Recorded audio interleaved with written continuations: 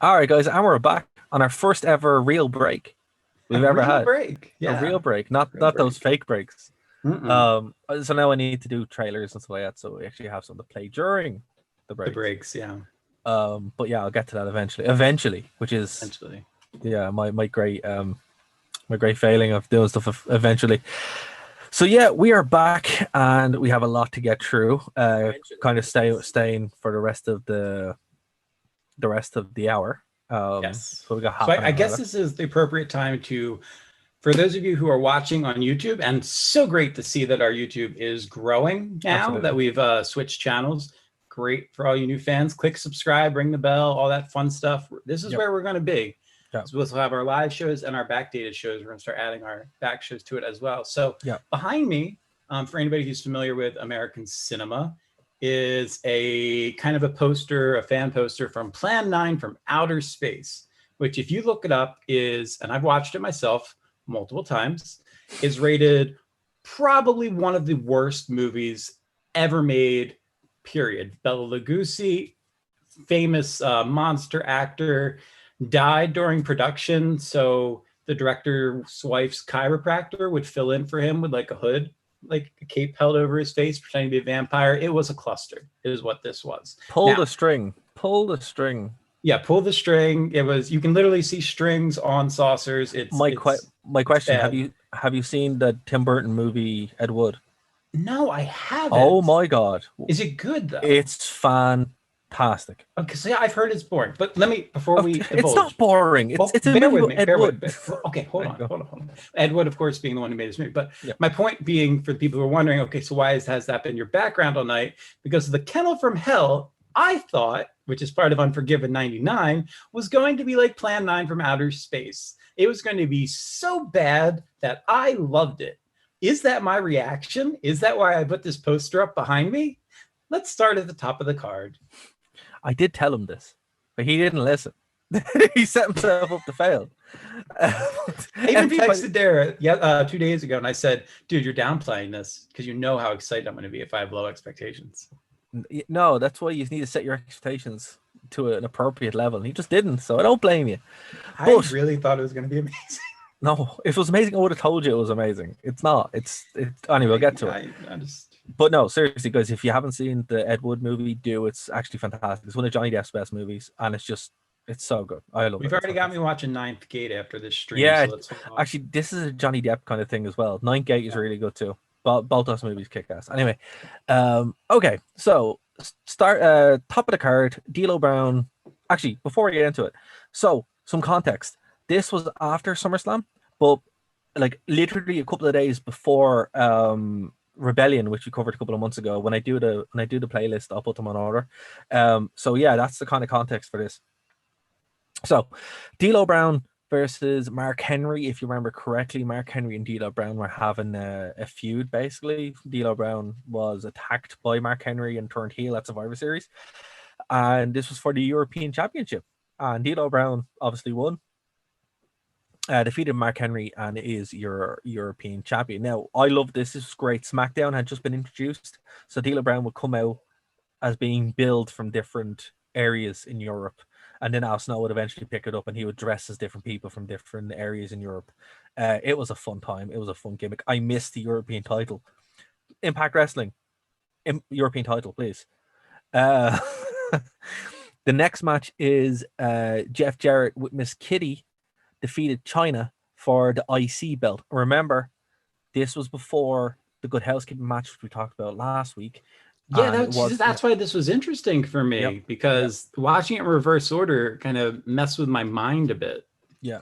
So this is why, because there was some shenanigans during this match, and they had to have the blow off. But those first two matches, what did you think of them, Dave? Did they do anything for you, or were you just kind of like these are filler before we get to the blow offs?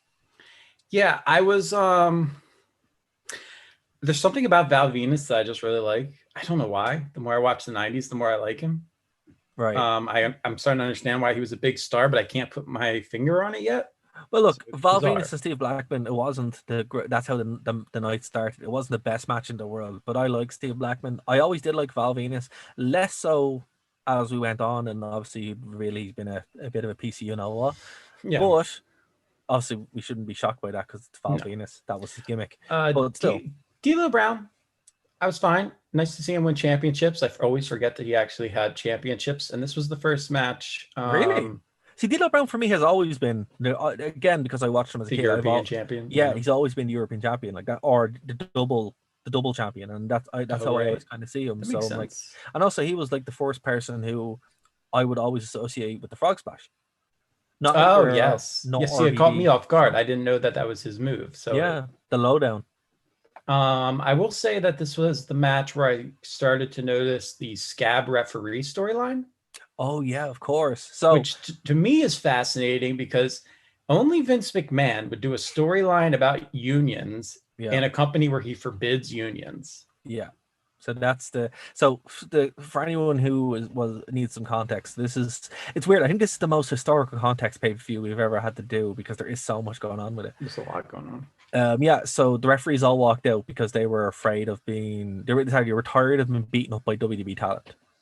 So they had scab referees. Some referees were across the picket line and they get attacked out. Remember that comes back later. And throughout the whole night, they had different officials as scab referees. So Steve Lombardi, Tom Pritchard, Harvey Whippleman, they would make up the guts of the scab referees throughout the night. So yeah, again, it was a weird storyline when I was 9. It's still a weird storyline when I'm 32. So yeah, it's still a weird storyline all these years down the line.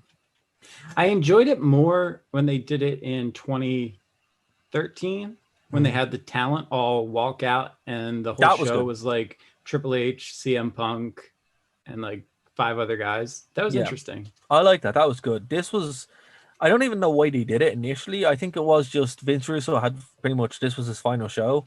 I think they were going somewhere with it and it just didn't. It just went nowhere. Things went back to normal pretty much the night after this. And obviously by No Mercy, they're back to normal. So, it was what it was. Yeah, so my question on this, Dave, compared to some of the shows which you've seen, which have been very active and very, bombastic starting off, these are very like slow matches. These 3 matches are very kind of like by the books, normal matches. Progressing storylines are just to have them. Some of them just kind of came out of nowhere, like the Val Venus Steve Blackman match was kind of out of nowhere. Even still, just watching it, and then there'd be some other matches where they're like, "Hey, we announced this on Heat." Did this kind of go against you, or did you enjoy them? It didn't bother me. Right. It didn't bother me, but it wasn't that special at the same time. That was my take on it too. Watching this again, it was like it didn't really start picking up until later on. I don't like the Dudleys when they're doing their whole stuttering gimmick. Now, so let's talk about that. The 4th match of the night was the Acolytes versus the Dudley Boys. The Dudley Boys had literally just come into WWE. This is their first tag team match, their first WWE match on pay-per-view, and they were still doing their ECW gimmick. So this was their ECW gimmick, and I agree. I remember watching it as a kid going, I don't like this, but I knew the Dudleys, and like, I don't like this. And I still don't. I think as they would move on, and then by the end of 1999 and 2000, that's when you got the Dudleys as the Dudleys rather than this weird ECW thing. I did like the match though. The match was hilarious, where the Acolytes are just going ECW this and just beating the hell out of them. I was like, this is actually quite a good match. This is like, we've seen this before with Public Enemy, where the Acolytes would do the exact same thing. The difference was Public Enemy aren't the Dudleys are the Dudleys, and they were both going hell for leather. So this was a really fun match, very physical, really physical match. Stupid ending with Steve Richards coming out. I did enjoy him having the UPN logo on his chest because SmackDown was on the UPN at the time. Right. Yeah, I caught that. Yeah, I was a fan of that. And I was like, oh, that's pretty funny because Stevie Richards would do this. He'd show up as different people, and it didn't go anywhere. It went nowhere. But this is like somebody else did that in like the mid 2000s. I can't remember who it was, but they would just be like the Big Show did it. The Big Show did it as well for a while in 2000. Okay, he showed up as Hulk Hogan and stuff like that. It was really stupid, but he would show up as different people. No, but who was it? Even after him, was it? Wasn't Fandango? Maybe it was. Alex Riley. It was Alex Riley, wasn't it? Alex Riley, Yeah, that's who yeah, it was. He would yeah, show up as different superstars each week, and it was like, yeah. what are you doing? Just trying to keep a paycheck coming, really? Yeah, this just kind of happens, and this is weird about WWE. Like the storylines start to get recycling, and you kind of see them. And Stevie Richards was doing it because he wasn't. Stevie didn't really do anything in WWE until like ever. It wasn't until he went to TNA, when it was TNA, that he actually started doing stuff. So Oh it my was, gosh. yeah. You just mentioned something that I totally forgot to mention during the TNA stuff. Well, And so I'm just, if you listen to the first half of the show, obviously, shout out to Josh Matthews for the Lion's Den references during the Ken Shamrock yes, match. I really yes. appreciated that. See, that was great, man. I have to say, I wouldn't have gotten that if we weren't doing this show. It would have meant nothing to me. well, I'm happy to oblige, and hopefully more people will check out our past shows because yeah, we're trying to provide the context. That's the goal of this whole show, is to provide context for um old wrestling that people don't know anymore. Yeah, and we both happen to have degrees in history, so we might as well make use of Absolutely, because you don't get paid for that. You just no, don't. we That's don't. not how you. That's not our careers. No, that's not well. No. Not anymore. Nobody is going to get a career in that. Mm. But anyway, not bitter. Hashtag not bitter. Hashtag not bitter. Hashtag did you turn it off and turn it on first? Exactly. So anyway. Okay. So the next match was the second ever hardcore women's title match. Again, as a kid watching this, I was like, I've never seen this before. This was weird. And it still kind of is, but I liked it. I thought if anyone was going to, I did like when we go back more, you'll see more of Luna. Luna was just kind of crazy, and Yeah, clearly. yeah, she was. But like, she'd have like some weird evening gown matches that would just uh descend into like hardcore matches and stuff like this. So I always found like they were kind of angling her back towards this angle.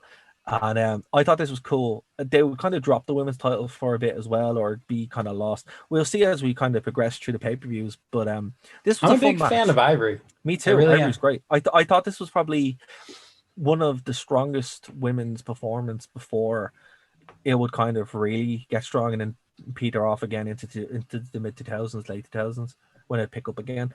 But Ivory is one of the best. And to be fair, if anyone kind of wants to see like proto women's division that we'd have now, Ivory and Luna were kind of doing it. Ivory and Luna were doing it in 1999. Ivory had it all. She was like the Trish Stratus. She not only had the look, she had the in-ring skills, she had the personality. I mean, she was it. She was. She was the cover of your magazines in the late 90s. She was it. And it wasn't the longest match in the world. There was a lot of thing with Fabulous, Fabulous Moolah and Mae Young. Jerry Lawler had a field day. Oh my goodness, Jerry Lawler would not give them a break. No, he wouldn't. And I don't know. It's just he just constantly went for it. I did like the fact that JR was like, so if they were in your, because remember Jerry was still running for right, mayor. Yeah. And he's like, so if they were living in Tennessee, what would you say? And he goes, well, look, if they're living in Tennessee, of course. And I just love the fact that JR would always be on the king at certain points in time. It was brilliant. Next because there was an animosity there, but like it wasn't felt like a friend. It was a true frenemy situation. Exactly. Yeah. Like we don't get that nowadays. No, it's also actually in Impact kind of. Well, okay, Don Callis. Yep. I'm talking WWE though. Like we don't really get that kind of. It's so sanitized. It's so safe. It's now. Can you tell? Because I can tell when Jerry Lawler shouts things out that are clearly Vince McMahon talking. Yes. There's a point in it when in the 6-pack challenge, after they come back, and they're talking about Fear Factory and System of a Down, and obviously that's a line that's been fed. Mm-hmm. But there's also that's the most obvious I've ever heard it. But throughout the match as well, you can kind of hear it when like they're pushing something specific.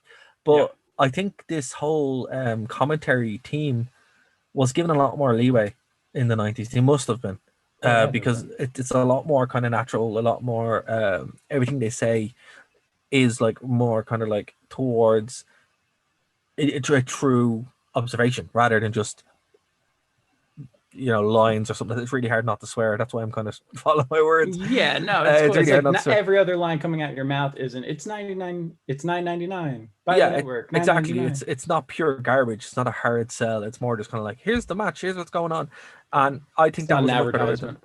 No, and it's also not some insidious grab or some just junk. Everything that's said, they're telling the storylines, they're having a bit of fun and calling the match. And that's what you kind of want. Also, King says nothing reprehensible on the show either, which is nice. And to my Well, knowledge, yeah. I mean, he gets a bit excited by Miss Kitty earlier in the night. yeah, of course he does. Yeah, but yeah. he was married to her at that point, I think. So Yeah, so that's what it is. Fair enough. Yeah, the next match I enjoyed a lot. It was the New Age Outlaws, which, to be fair, this would be one of the last times that we'd see them on pay-per-view and probably on the show. And if oh my gosh, these reactions were these huge, reactions out of this world, and they had just reformed as well, so that was great. And then, like, how can you have? I hate that modern WWE makes it out like Triple H and Shawn Michaels or DX. Yeah, because everything I go back and watch in time, like there were times where they were in those angles, and maybe those are some of the most famous angles. I get it, but week in, week out, Billy Gunn and Road Dogg were DX, and X-Pac, New Age Outlaws were DX, and X-Pac, of course. See, that's what always bugged me, and I actually, believe it or not, I actually plugged this show to someone who was posting about DX, but they were posting about 2006 DX, and that blew my mind. I'm like, are you for real? You like that? Wow. And I'm like, that was a Spirit Squad version, right? Yeah, and I was like, so I think WWE's recast. There is two things at play. One, this was 20 years ago, right? We're old, man. We're old. So there's people who would be maybe 10 years younger than us, who only remember DX 2006. That's their DX, right?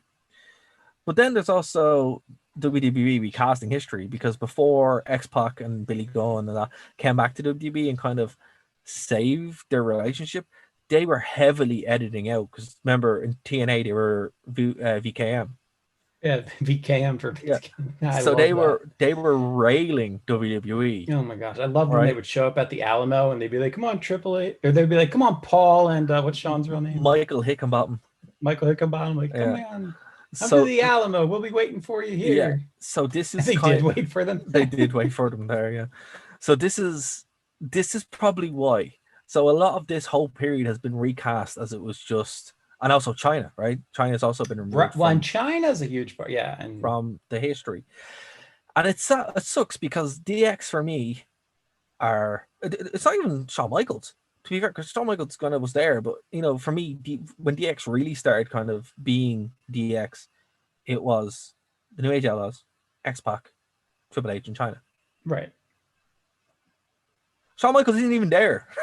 No, he just came in once other people got injured, essentially. Yeah, he's not even there. But and I think everyone has that same relationship. Because let us know in the comments below what you think. Who's your DX? Do you think? Yeah, are we wrong? Because I think that's kind of an important thing now, that we are 20 years removed, and it is 20 years, and that's a long time. But it's sad that DX gets overlooks the New Age Outlaws. I would argue if the New Age Outlaws... We've had 4 presidents since the New Age Outlaws were the DX. Yeah, right. But I would say if it wasn't for New Age Outlaws... Oh my gosh, 5. Well, we'll see. We'll see. The New Age Outlaws... the New Age Outlaws... Look, we're not getting into that. It's way too... We have a conspiracy show, which we might do eventually on that. But we're just here to talk about old wrestling. That's it. Don't bring that crap in here, please. I wasn't bringing it in here. I'm just really excited to talk about this next match. Right.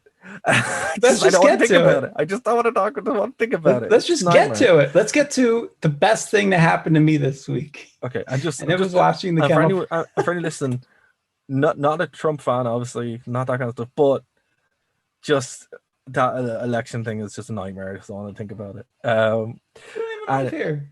Yeah, I don't even live here. But no, hold on. You forget Ireland is the 51st state. So all you hear about is the Who US wasn't election. getting into this? I wasn't I'm getting just into saying. this. I'm just Would you saying. stop? Would you I'm stop? sick of it. Stop I'm it. sick of it. I just don't want to listen You anymore. keep Okay? talking about it. Because I'm it's driving done. me mad. Okay. Anyway. It's Okay. driving me Okay. mad too.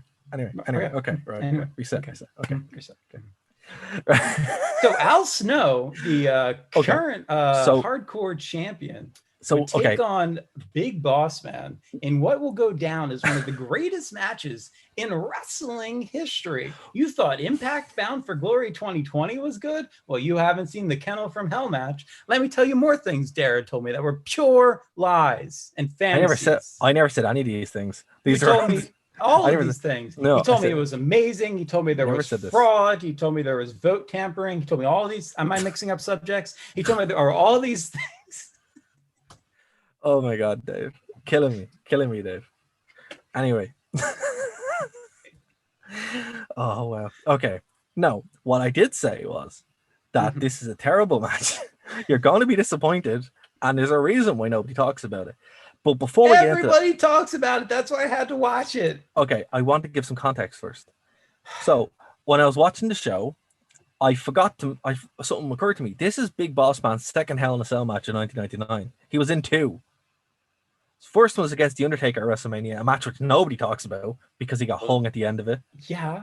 Yeah, so nobody talks about it, and that was in your I hometown. remember that WrestleMania. That was in. I taped it, and my yeah. parents were like, "Yeah, you're not watching the end of this." And I was like, "Why?" I totally don't blame them.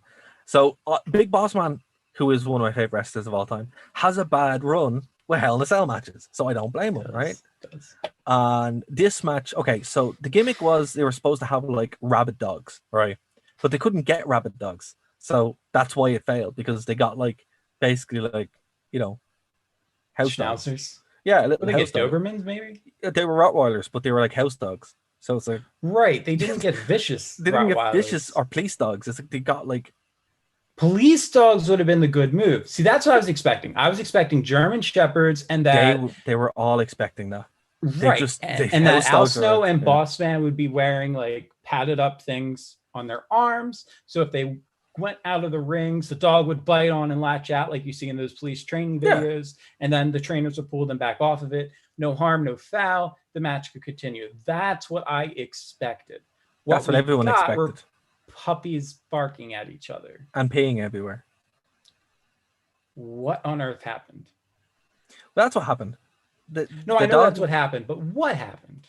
Well, the dogs that they got, they were sort of expecting them to be, obviously that, and they weren't. So the match itself, from a match standpoint, they really crippled themselves because a Hell in a Cell is a bad concept anyway, if you can't escape it and use it. Like, in my opinion, I hate Hell in a Cell matches because they're very rarely Hell in a Cell matches. They're a match in a cage, right?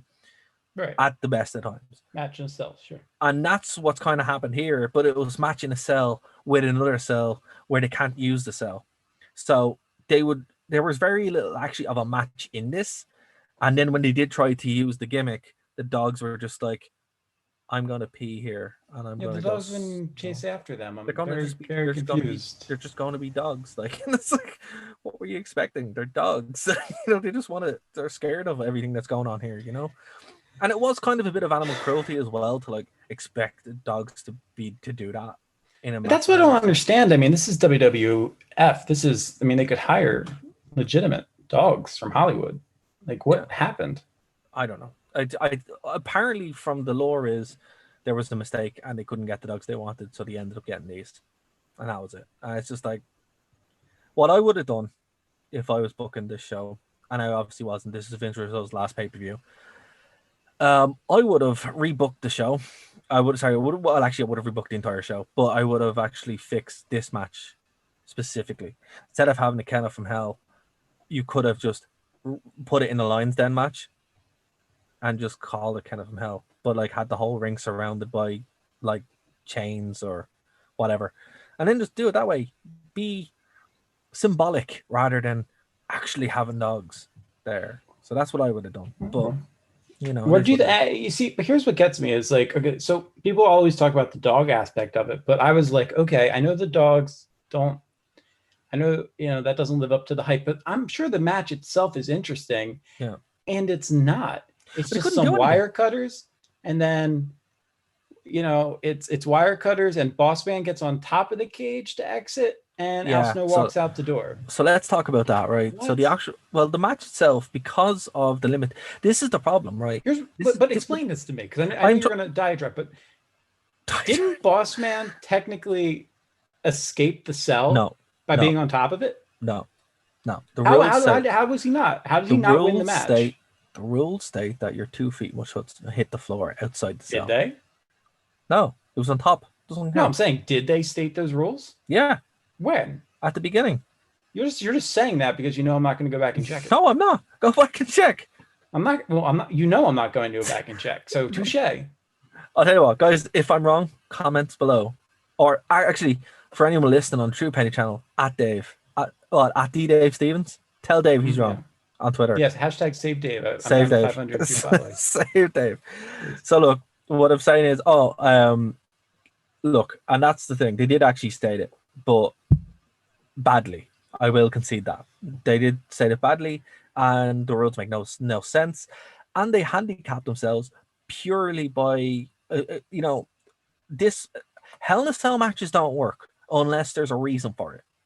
Cage matches barely work, but they did both of these at the same time while having dogs that weren't doing anything. So they must have planned out a match based on the dogs. And I actually counted, there were only like 6 moves in this match. It was pitiful. There were 6 moves. There was one big spot, and even JR was like, "Oh, look at this big spot! What a spot!" And then that was it.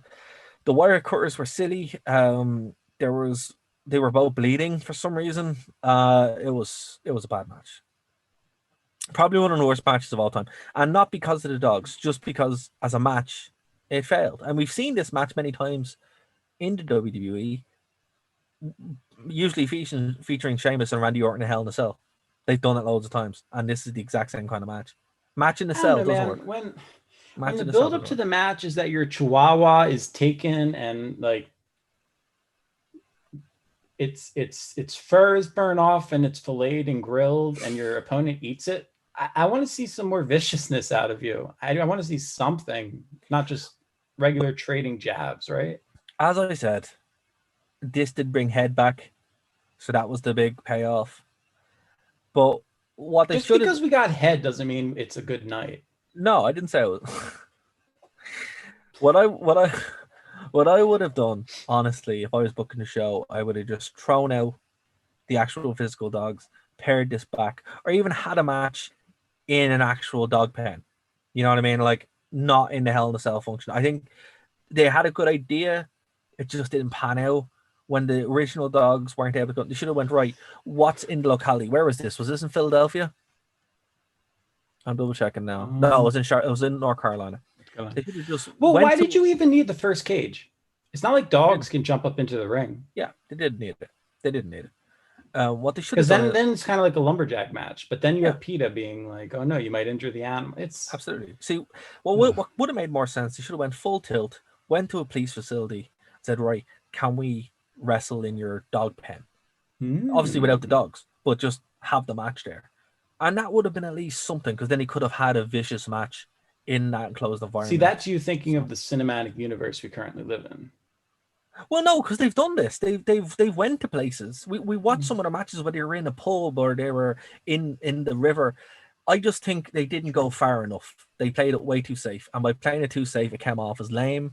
And the big thing they were relying on just failed. And it's sad that this great angle, and but here's the thing: more thought was put into the gimmick than was put into the actual booking of the match. Yeah, and I'd say you're about to see something that's going to blow your world in Survivor Series 1999. Oh, I totally trust you. No, wait. I'm not saying it's good, but the last 2 pay-per-views in 1999 in WWE are something to behold. So I'm sad the Vince Russo era is over, man. I don't know. It might be hard to watch. It's over, but those 2 pay-per-views have the most Vince Russo thing, most Vince Russo esque things ever. Yeah, esque things ever, and it's worse than anything he did in WCW. So wait, we're gonna get there. We're gonna get there, guys. So After that, I needed a palate cleanser, and my match of the night was up next: X-Pac and Chris Jericho. Here's Fun the match. two things on this run, right? One, it was 13 minutes, which is, It was longer than Kennel from Hell. yeah, it was longer, kind of second longest match of the whole thing. Two, it was announced on Heat, right? As we said, you didn't watch Heat, you missed out on something. WWE need to bring that back because it actually like filled out this whole show, and this match was really good. Jericho, he'd actually injured Ken Shamrock, so that's why Ken Shamrock wasn't on this. Ken Shamrock is done in WWE now at this point, and it's because of Chris Jericho, and I believe he was supposed to be on this pay per view, but wasn't obviously. Um, so yeah, this was great. Didn't really tell that much of a story. Curtis Hughes, where did he go? Never saw him again after this. I don't even know who he is. He confused me. He was there. He was gone. He was Jericho's floozy for a little while. I do remember that, but he showed up. Floozy. That's a word that needs to come back. It's a good word, but he showed up very, very briefly, and he's not dead, but he did retire in 2012. Well, thanks for clarifying. Yeah, so his WWE career, he was in WWE for like a match against The Undertaker, Mr. Perfect. No, he stole Undertaker's urn, then had a match between them a bunch of times, relinquished the urn, lost to Mr. Perfect, and then disappeared for a while, went to ECW, returned in 1997 as Triple H's floozy, and then in 1993 returned as a masked opponent for Jericho called Gotcha Grace, and then revealed it was a setup to attack Ken Shamrock, and Gracie revealed himself as Jericho's new bodyguard. Hughes was, yeah, that's it. So that was it. That's his whole thing. That's his whole gimmick and his whole career, basically. He was also in WWE. Oh, well, he was in WWA. We might need to talk about that. Okay. So sorry, I got really distracted there by... I have no idea what you're talking about. Let's talk about the six-pack challenge. Yeah. Okay. Well, okay. Now just say, really good match. Match night for me was Loved Jericho. X-Pac. It was really good. I miss this hairstyle from Jericho. It's so flamboyant in your face. You have to hate me.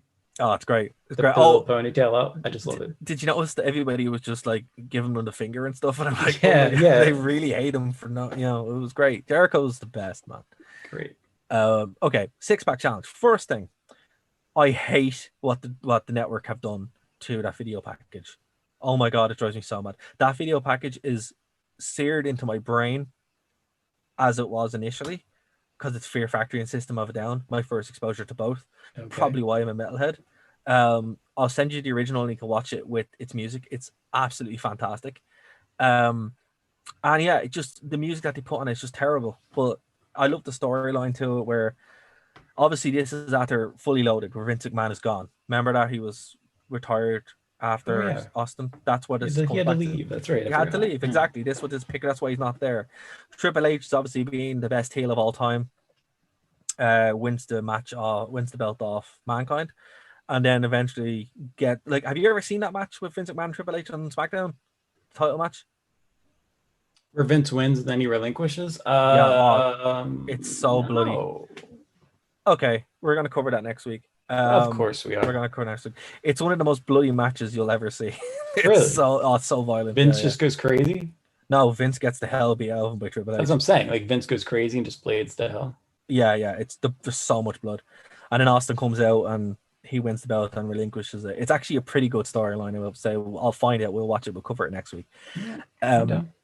But yeah, and then obviously it goes into the whole thing where Austin is the only one who can reinstate Vince because of the contract that they signed to Fully Loaded. You see this is like, what? They've done that multiple times. They didn't do that with like Cena or somebody, where Cena was the only person that could reinstate Vince at one point. Yeah, but again, it's nice to see that at this point they were telling these big overarching storylines that went on for years. And then obviously Austin was brought in to be the special guest referee here because the six-pack challenge. Yeah, the six-pack challenge, right? So Triple H, Big Show, Bulldog, Kane, Mankind, and The Rock. These were all Bulldog in his real gear. Love it. The first time he wore his real gear in a while, because usually he just wrestled in the jeans and t-shirt. Looks much better than he will in 2 months last week. Yeah, that sentence makes sense if you watch our podcast. It does, yes, exactly. But there was a thing with Triple H and the Bulldog, which would eventually pay off in the next pay-per-view, Rebellion, which we've also covered, and that would be a whole thing with them. That's right. But I loved Kane's gear in this. His black on red Yes. looks so good. That's the best Kane look in my opinion. Looks badass. Like Mankind looks like he's discount Mankind because he's not wearing his right gear, and it threw me. It's like, why are you not wearing the right gear? But okay. Yeah, and look, the match itself was okay. The video package is on Daily Motion. I will actually link to it on underneath this because it's so good. Everyone needs to see it. It's the best part. The match itself is okay. It's about 20 minutes. It's very long. Has some good moments in it. Triple H eventually wins because the big boss man, not the big boss man, the British Bulldog hits. Sorry about that. We just had completely lost connection there for a moment for some reason. Guys, thanks so much for sticking with us. We literally weren't lying when we said that we've been having technical issues for some reason at this time of the night. So thank you for sticking with us. I don't know. Thanks for sticking with us. I don't know where we dropped out, but I was just covering when all of the referees were OGs tried to come back into the ring, and Austin decided to go beat them up and count the final pin. Yeah. So look, it was a good match. It could have done more. They could have done a heck of a lot more. But look, it was what it was. It was horrific. So that's kind of it. But Dave, is there anything what would you give this pay-per-view out of 10, like, or a letter grade? I'd give it a C. Yeah, it's a C. It's not the best one that we've talked about. Again, that video package is the best thing about the show. I don't know. I'm there anymore. X-Pac and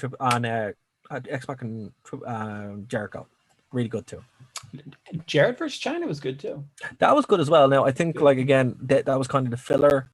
I'm sorry, New Age Outlaws. D'Lo Henry was more of a filler, I think. Yeah, and New Age Outlaws and Edge and Christian was really good too. With the Brood, it was set up next month. See, that's what it's cool. It's cool to see the growth of these teams before they were who we think of them today. Yeah, absolutely. Like I remember watching again like this. Rebellion is a better show than this one, and we got that. And I'd say if I would agree. Yeah, I would agree. Yeah, if it's tossed up between two, watch Rebellion because it kind of recaps this entire show in its little video package. Yes. But it is important to kind of get some context in this as well. They've got the Ken Out from Hell Elvis system. I got it out of my system. Now, the one thing that I'll never get out of my system, and I hope that one day they bring back, is in-ring pyro to start the show. Yes, I love those little sets of pyro that goes off in the ring. It's cool. Or that like DX will use for their shots, like or Kane or whatever. Yeah, it was cool. Well, Kane does it on the outside of the ring, but I like the inside of the ring. And slight tangent to end the show here. One of my favorite moments, since we were talking about who's your DX, I think this was during the 2006 iteration of DX. Shawn Michaels came out one night and Triple H wasn't there. I'm not sure if he was on a different show or he wasn't available or whatever the situation was. And Shawn Michaels like did his pose in the middle of the ring, and then he went to do the shots and no pyro went off for him. And he, on the mic, like to the live crowd, he made a comment along the lines of, what, it's just me, so I don't get the pyro tonight? Like, what's going on? And that really made me laugh. Pretty good. I like that. Yeah, so look, the show itself, it's one that I would honestly skip if you've not seen it. Watch Rebellion. I think we covered it for you guys. Yeah, watch Rebellion. Bound for Glory, quite frankly. And look, Bound for Glory is obviously probably the best thing you'll see all year of wrestling so far. So, guys, thank you so much for joining us. Sorry for some technical issues nearly at the end as we're crossing the finish line, because of course. And yeah, Dave, so what would you like to plug, sir? Hashtag Save Dave. Hashtag Save Dave. Follow me on Twitter at the Dave Stevens. Also follow my Instagram at the Dave Stevens. Exciting announcements to come very shortly. So follow me. Ooh, yeah, exciting. Very exciting. Yeah. Guys, do go over and check out nerdtoknowmedia.com. Current redesign coming. Design the website. And hey, maybe the redesign won't be muted like Dara's mic just was. Is my mic you didn't know, is it? It is now. You said redesign and then you muted out. Oh wow, okay. I'm trying to like not cheat you out of your plug. I feel like I'm being a nice person. Thank you. You're welcome. As I said, you know what? So yeah, nerdtoknowmedia.com is where you can check out all the shows that we edit our shows in case nobody's noticed. You can check out all the shows. We have a show pretty much every day of the week. Of course, you can check it out, Nerd to Know Media, on YouTube. If you're listening to us on the Wrestling Rewind channel, subscribe there, please. A lot more content coming there as well. The True Penny channel, if you're not following that, do. Thank you to James True Penny and Nerd to Know Media. Exactly, yeah, the best people. And also Phoenix 92.5 FM there as well every Tuesday. So you can reach us every single place you can possibly imagine, and we're live every single week. Friday works for us, so it's probably going to be 11:30 or 6:30 on Eastern time. So yeah, we'll be back next week to cover more wrestling from the past. So guys, we'll talk to you next week. Bye.